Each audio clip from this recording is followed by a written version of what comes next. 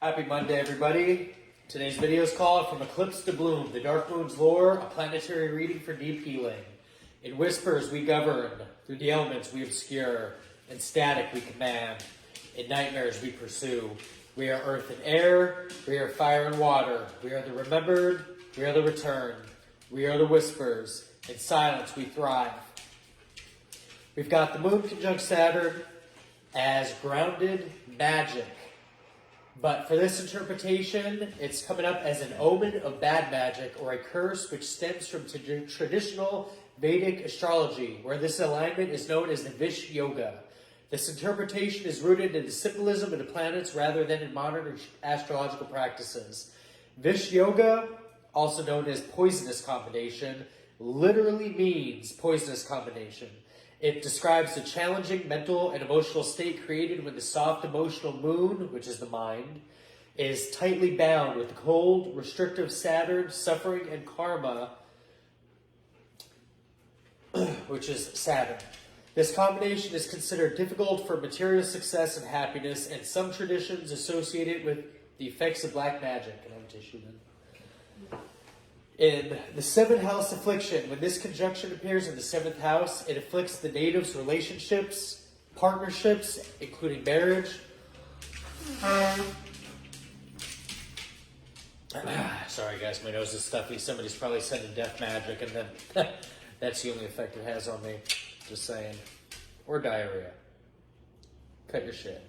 Get a better hobby. The seventh house affliction. When this conjunction appears in the seventh house, it afflicts the native's relationships and partnerships, marriage. The mental burden of the Vish Yoga can lead to discord, delayed marriages, coldness in relationships, and even loneliness. Now, we also have a vulnerability to negative energy. In some interpretations, the conjunction in the sixth or eighth house is linked to vulnerability to black magic or negative energies because it mentally and emotionally weakens a person. A weak psyche or aura is considered more susceptible to external psychic attacks, while the seventh house is not traditionally the primary placement for this. The severe emotional and relationship stress it causes can leave a person feeling vulnerable and targeted. Now, the modern psychological interpretation is this, people in their psychology. Modern astrology and more nuanced Vedic perspectives reject the idea that any single planetary alignment is a curse or proof of black magic. Instead, they view challenges of moon conjunct Saturn in the seventh house through a psychological lens. Emotional isolation. A person with this placement may feel emotionally restricted or isolated in their partnerships. They may have a cold or distant relationship with their spouse or a deep-seated feeling of not truly being seen or loved. We have childhood wounds. This configuration often indicates a challenging childhood relationship with the mother, leading to lifelong emotional insecurities and trust issues that are projected onto romantic partners. And karmic relationship lessons. From a karmic perspective, this placement indicates that relationships are the native's greatest teacher. They must learn hard lessons about responsibility, endurance, and emotional maturity through committed partnerships. The feeling of being cursed or experiencing bad magic is a subjective interpretation of a stressful and challenging life experience. The native with this placement may feel the way for a number of reasons. But let's not also rule out backlash from black magic and curses being reversed. Especially when people are projecting these feelings with people who truly have these placements onto other people. It's bad choices. Stop it. Make good choices, people. Make good choices. Now, we got persistent emotional and relational struggles. Repeated hardships in the area of relationships can feel like an unending dark force akin to a curse. Internalized negativity, the combination of Saturn's melancholy and moon's emotions can create a pessimistic mindset and a tendency to attract and perceive negativity, with the native may then externalize as a malevolent influence, i.e. an egregore, which psychology then enters the territory of the arts of magic, because then we manifest a egregore with that malevolent intent, and then we are haunted through our own emotional challenges, which actually is a paranormal happening. We've got projection of subconscious fears. The emotional insecurity and trauma indicated by this placement can manifest as a paranoia or a fear that others are against them. The idea of black magic can be a way to explain this deep, unresolved psychological pain, whereas some people actually are targeted by people, especially when people collaborate to target people in a very illegal manner, in a very organized manner.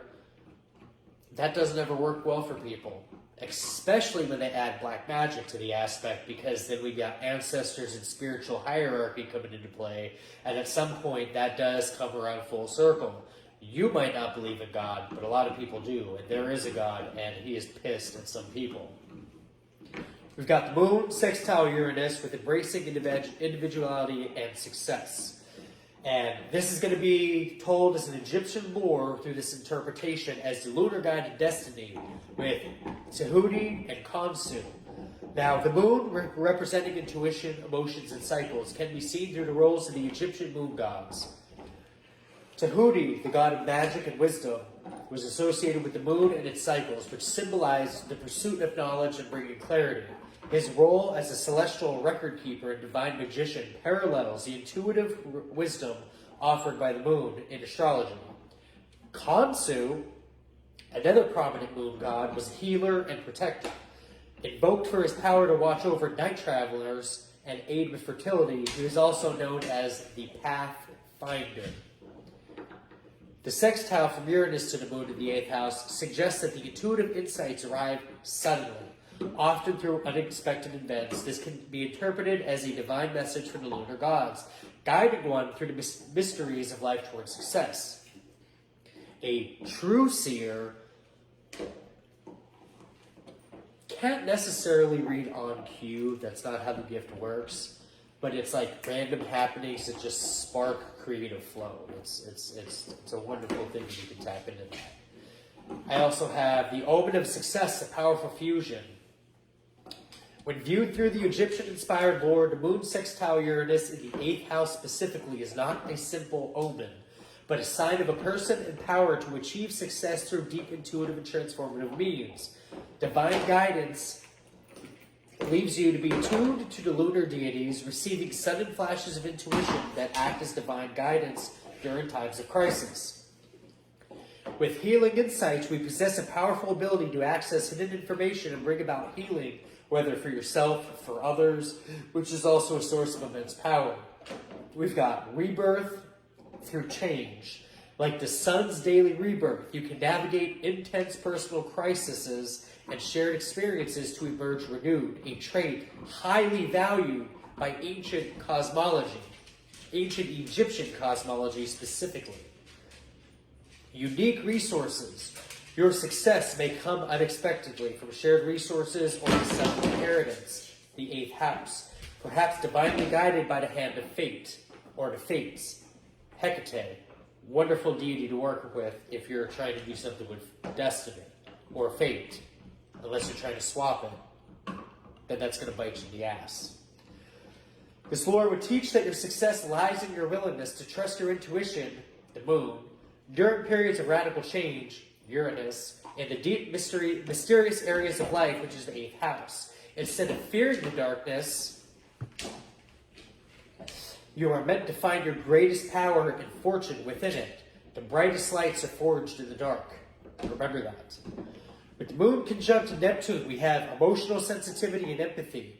Now, I'm going to be doing this interpretation through an emotional intelligence story on Moon-Neptune conjunction in the 9th house indicates a highly sensitive and intuitive emotional nature that seeks to connect to higher truths and universal compassion.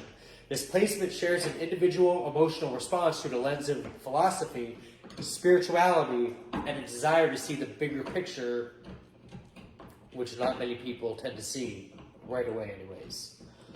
With strengths and emotional intelligence, you have an exceptional empathy and compassion. Through the Moon-Neptune combination, it creates an incredible porous emotional boundary, allowing you to absorb and feel the emotions of others as if they were your own. This is where projections come into play.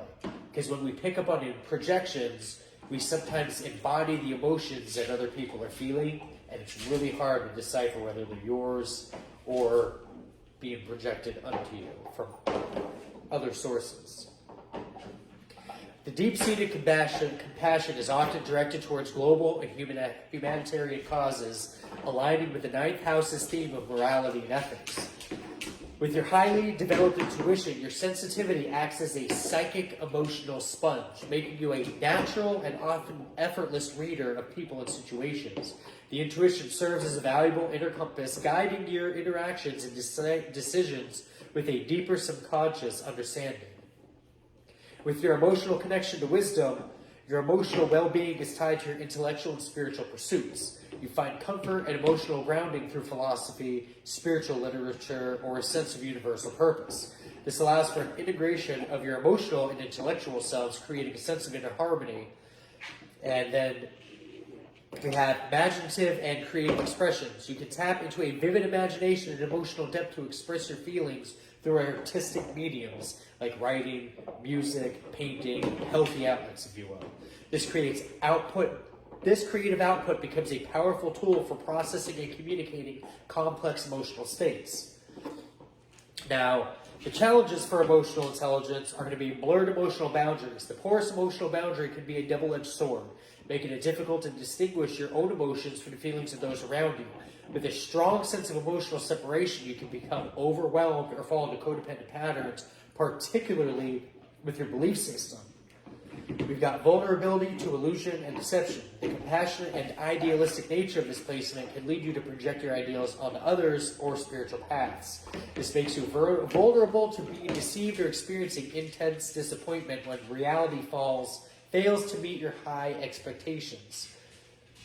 We got difficulty categorizing and owning emotions. A Moon-Neptune influence can cloud your emotional landscape, making it hard to identify and articulate your own feelings clearly.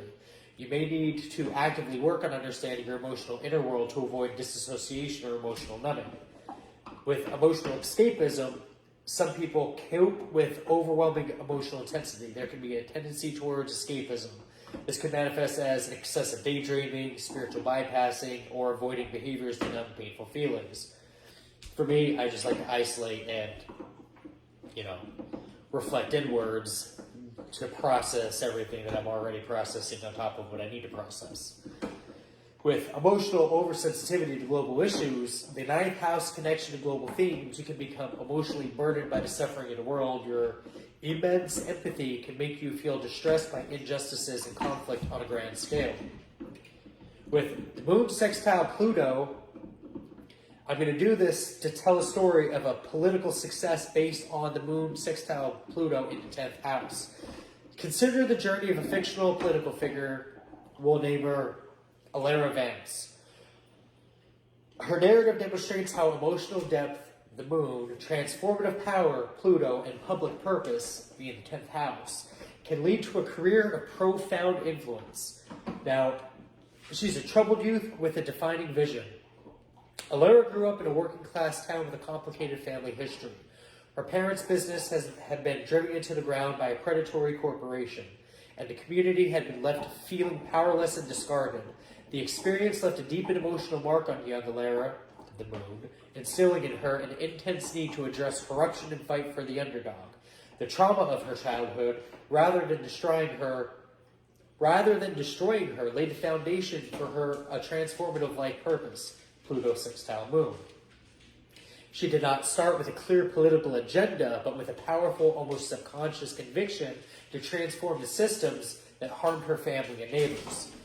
The rise to emotional magnetism. Early in her career, Alara worked for a community outreach program. This allowed her to connect with people on an emotional level and develop a reputation for deep empathy and understanding. With emotional intelligence on hand, while her political rivals stuck to prepared speeches, Alara's communication was unscripted and emotionally resonant. She didn't just speak about people's issues, she felt them. This authenticity became her greatest asset, forming a strong bond of trust with the public, Moon in the 10th. Political charisma, Alara's magnetic presence, a result of the harmonious Pluto aspect that drew people in. She didn't have to shout out or manipulate. Her intensity was compelling and naturally swayed the opinions of those around her, That's also Pluto sextile the moon. Now, leveraging the transformative power, Alara's political success didn't come from avoiding controversy, but instead she used it to her advantage. Her most powerful moments when she forced difficult Plutonian issues, if you will, corruption, systemic injustices, and hidden power dynamics into the public eye. Scandal and Rebirth, a major scandal involving her opponent, provided Alara with her most significant political opening.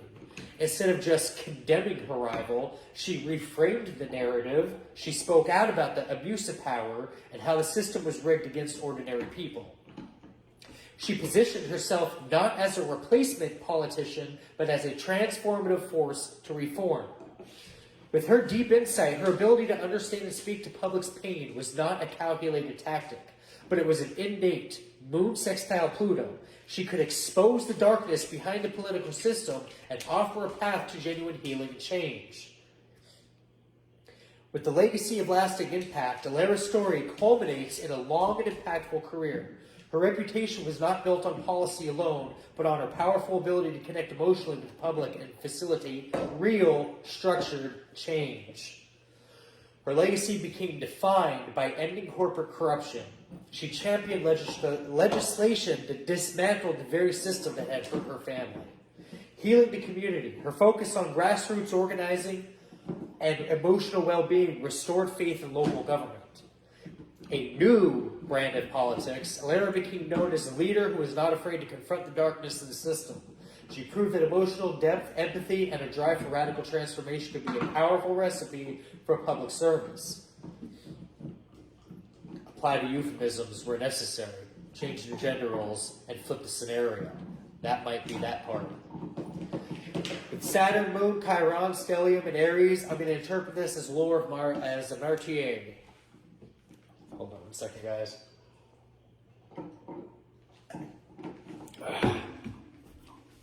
To interpret Saturn, Neptune, Moon, Chiron, Stellium, and Aries as a lore of a martier, one can weave the archetypal themes of each celestial body and sign into the mythic narrative of sacrifice, not killing people or trying to have people killed or killing animals.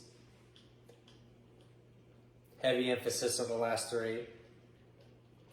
Suffering and redemption. The story describes a journey from woundedness to transcendence, transforming personal pain into a collective spiritual awakening. The celestial bodies as characters in a myth. So the wounded warrior, which is the Chiron and Aries. At the heart of the myth, we're going to have a wounded warrior. The central figure whose suffering quite literally forges their purpose. This character is afflicted with an incurable wound, not one caused by a mistake, but one inflicted by the world, such as an act of violence or betrayal. The wound represents a core flaw in their sense of self-worth and ability to take action, Chiron and Aries. Despite their personal pain, they are destined to become a great healer, but only by transcending their own suffering. With the moon in Aries, this is interpreted as the inner child. The wounded warrior has an inner child whose emotional identity is impulsive and self-focused. The inner child's desire for immediate gratification and recognition is both a strength and a weakness.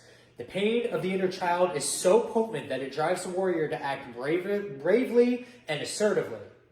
This emotional vulnerability is the source of both their courageous acts and their deepest sorrows, as their need for validation is often unmet. Now, Neptune in Aries is the visionary and the dissolver. The character's spiritual and visionary side, Neptune, gives him a profound purpose, but this also blurs the lines between reality and illusion. The visionary's quality leads the martyr to act for a greater cause, a cause greater than themselves, often with an idealistic, almost messianistic fervor. Neptune's presence creates a dreamlike, almost deceptive quality here, where the martyr's actions may be misinterpreted or hidden from view. This can involve secret plots or invisible attacks carried out by the opposition. Or not so secret. Not so secret plot at all. Widely known by now, I'm sure. Now, Saturn in Aries is going to be the harsh teacher. The myth is governed by a cosmic force of limitation and testing, which serves as both the tormentor and taskmaker. or containment test to validate somebody's spiritual accreditation. Saturn creates the obstacles and boundaries that define the warrior's journey and test their resolve. Their cosmic pressure forces the Martier to face their limitations and build a new, stronger sense of worth through disciplined, painful lessons. Now, the Lord of Martier. The myth unfolds in 3 acts. Power of 3. Culminating in transcendence. Act 1. The wounding and the call. The warrior, driven by their passionate action, a profound, inescapable wound, Chiron, marks them, creating a deep karmic knot around their identity and right to exist. They are not merely wounded, but exiled and rejected. Like the mythological Chiron, Neptune's influence gives them a divine vision of purpose, fueling their resolve to fight for an invisible, higher cause. Act 2. The ordeal of isolation and sacrifice. Under the heavy hand of Saturn, the warrior is tested. Pseudo-Squid Games. The structure of their life is broken down, forcing them to confront their deepest fears of inadequacy and failure. The world around them dissolves into a confused, nebulous state. Neptune. Making it difficult to discern allies from enemies. They make great personal sacrifices, enduring isolation and suffering for their cause. The warrior's inner child, the moon, feels overlooked and unappreciated, but their pain is transmuted into a powerful, empathetic force that fuels their mission. With Act 3, we have transmutation and apotheosis. The Martyr's ultimate act is one of transcendence by voluntarily sacrificing their personal ego, like Chiron, exchanging his immortality for Prometheus' freedom. The wound that once defined them becomes a source of collective healing. In their final act, they let go of their personal identity and pain, which is Chiron, dissolving it into a collective consciousness, Neptune. This bold and painful sacrifice, Aries, sets a new standard for humanity, breaking old, restrictive structures, Saturn, and allowing a new era of the courageous action and collective healing to begin, Age of Aquarius. The Martyr story is remembered not for their death, but for their legacy of action and redemption that lives on. I have some numbers here with Moon 4 and 56. Psalms 4 is a prayer of King David for deliverance from slanderous enemies, expressing confidence in God's righteousness and the assurance of peace and joy, even amidst hardship and chaos. The psalm encourages self-reflection, urges people to sing